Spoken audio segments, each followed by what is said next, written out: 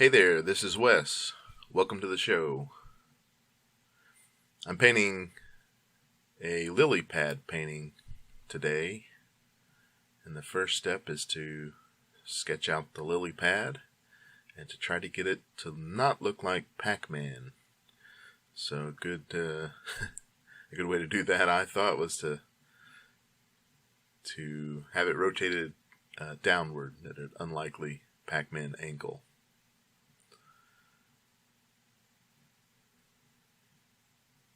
For those of you born after the year 2000, Pac-Man was a video game character. Okay, moving on. I've just got a blue toned canvas. I think I had a previous painting on it, or maybe an attempt that I've painted over since then. And I've just painted it all blue, and now I'm just going in with darker blues just to darken up the water around the lily pad. I've painted a few larger lily pad paintings in the past with kind of that abstract style, and I've always had the intention to return to the subject matter to just make a smaller vignette version of the same subject matter. So I'm not really looking at a photo here. I'm just kind of going off of what I know of lily pads.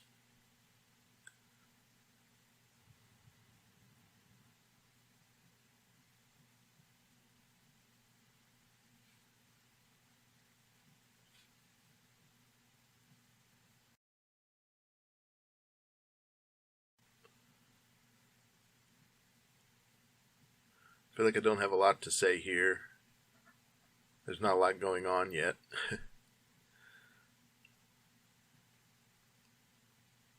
Just kind of adding some interests in the water here, some little dangly plant life, perhaps.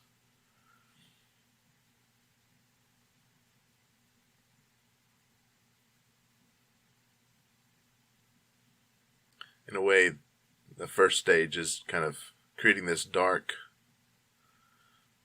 underpainting, kind of setting the scene for the rest of the colors on top.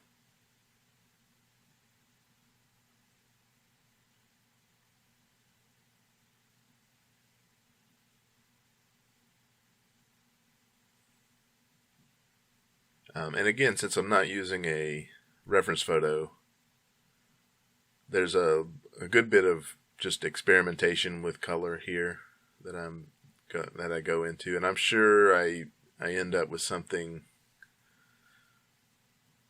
that looks great at one point, but because I'm not able to take in the whole painting at once as well as I could, if I were an outside viewer, I could probably stop myself, but when you're in there doing the painting, the experimenting, a lot of times you tend to overwork it if you're not stopping very regularly. Actually, it could work at this point. I kind of like the raw unfinished look.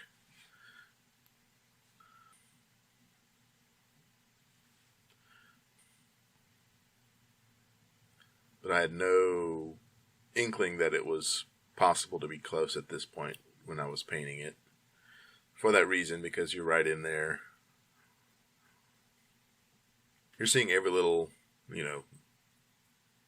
inch of the painting, not looking at the whole thing often enough, probably.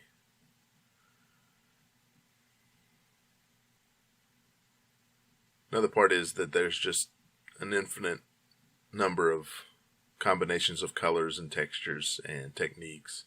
So, something else might pop into mind to try, and then you try it. It just changes the whole thing. Sometimes if it's, just a quick trial, you can, spray it down with water and wipe it back off if it doesn't work. But in this case, a lot of times it's not dry underneath, and or you just think it might work with more work, and then so the paint ends up drying. All that said, it's a fun process, and it did end up in a pretty good place towards the end of it. This is subject matter I plan to do multiple iterations of, just because there is so many color combinations and possibilities. There goes my phone.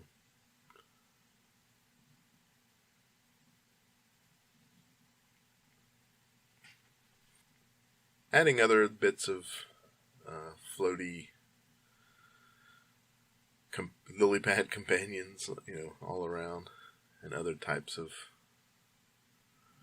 water plants.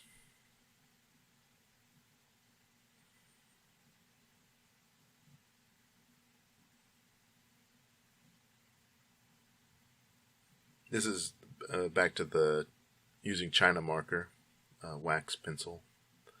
I use both black and white China markers.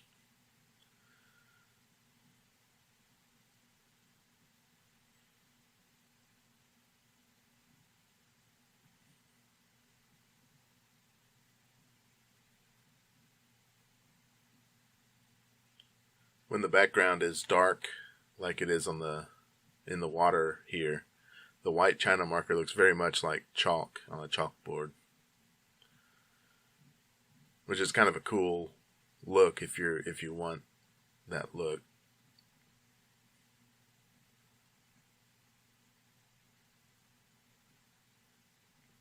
Often it's a matter of writing with it and then reducing the impact of it with other washes of color on top, that sort of thing.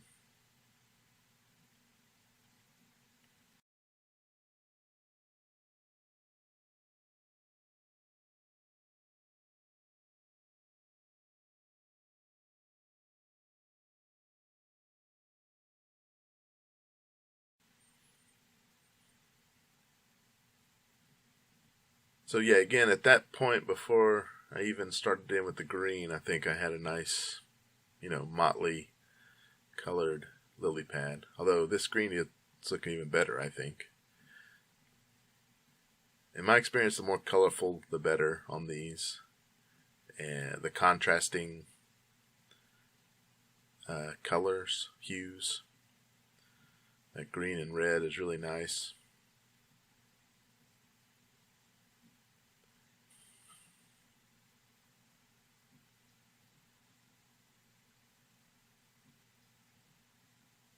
I'll be doing this painting, or versions of this painting, multiple times, so maybe in another version I'll stop myself every 2 minutes to look at it and evaluate if I'm finished or not. At an art market one time, I was doing a live painting demonstration, and within, 5 or 10 minutes, someone walked up and made me stop painting and wanted to buy it as it was. It was just the very beginning of a painting, the bare bones underpainting, really.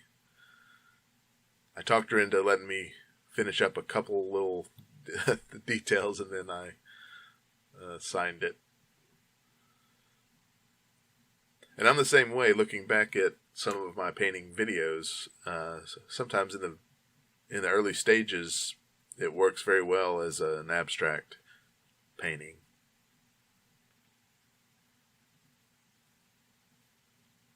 In this painting, I'm kind of trying out some lighter tones in the upper areas. Thinking maybe the sunlight's coming through the water. Although once I started in on it, I realized it was a little, it was a good thought. It was a little ambitious, though. It would take much more work to get it to look right. So I believe after I do this, I go back in with a darker color again to tone it back down. It doesn't look bad, it just needs more work to make it believable as sunlight.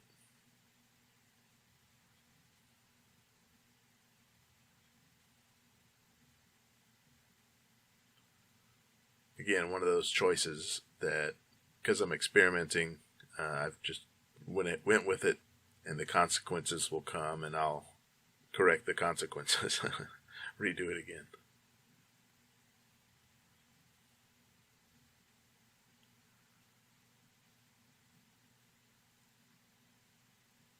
I still like the main lily pad. It's nice.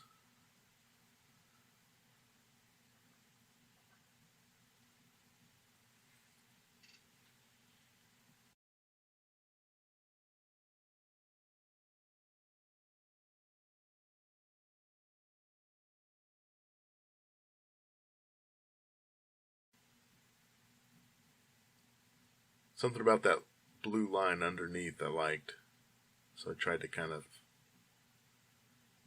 keep it. It kind of, has that graffiti look where you have a bit of spray paint that isn't natural, but it reinforces the design. So I keep it there for a time. I think I end up ditching it.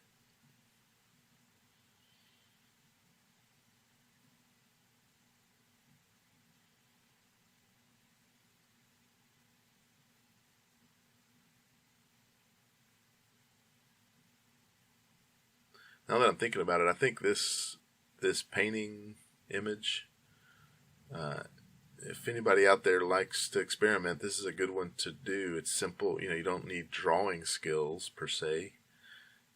In fact, you can get, a paper plate or a bucket to outline to make the circle, and just split it up like a pizza. And you have a lily pad. Then you can just play around with color after that.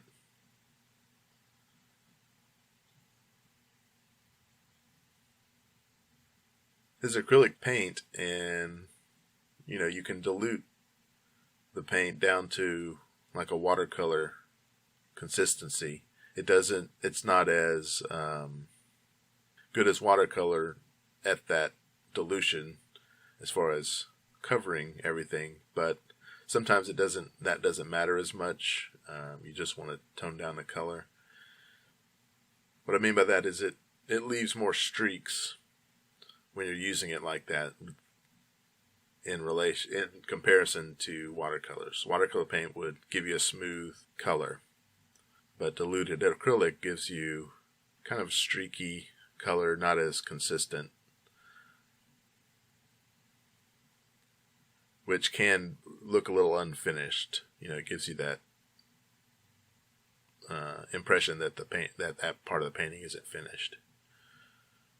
So you can use it, but you have to be aware that that's part of its characteristic, and work around it.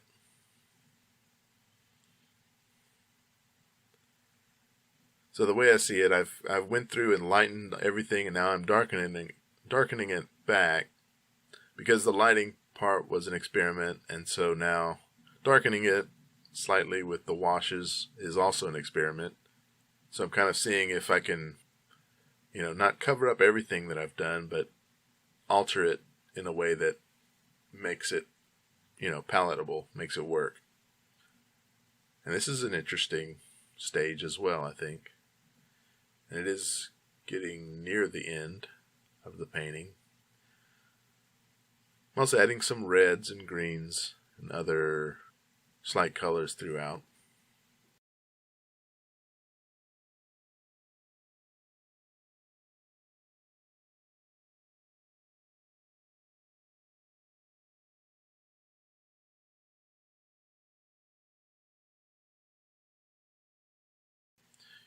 I'm using the bottom of the brush, the other side of the brush, to kind of try to create little, twigs and stick-like shapes in there. I don't know if it really worked in this case. I don't think it did. In thicker paint, it would do that well.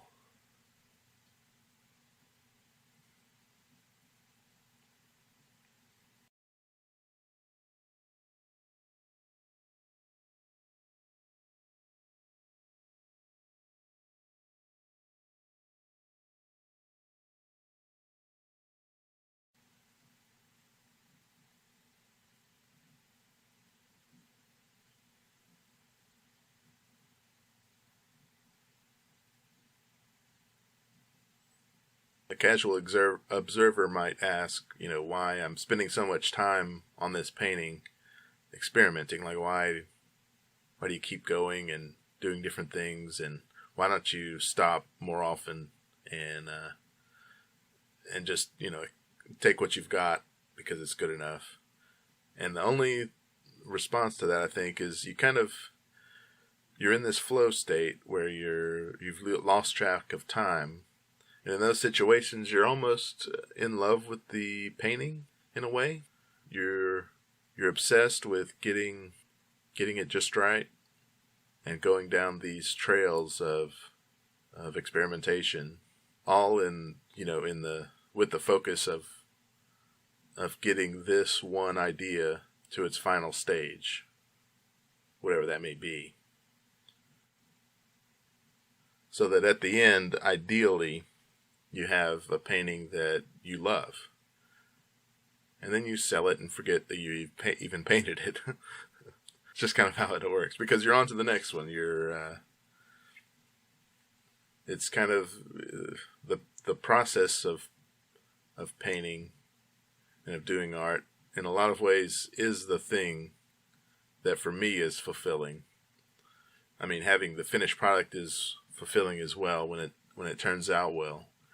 But really, it's learning new techniques, it's perfecting those techniques, and using them to create new techniques or ideas. I think that's right. If you ask me at another time, I may tell you a different answer, but that sounds right. The same reason a guitarist will be fiddling with the guitars and with his guitar and doing different things, just, when he's not actually performing and he's not writing songs, he's just trying out new techniques and new rhythms and chord combinations. The same idea, I think.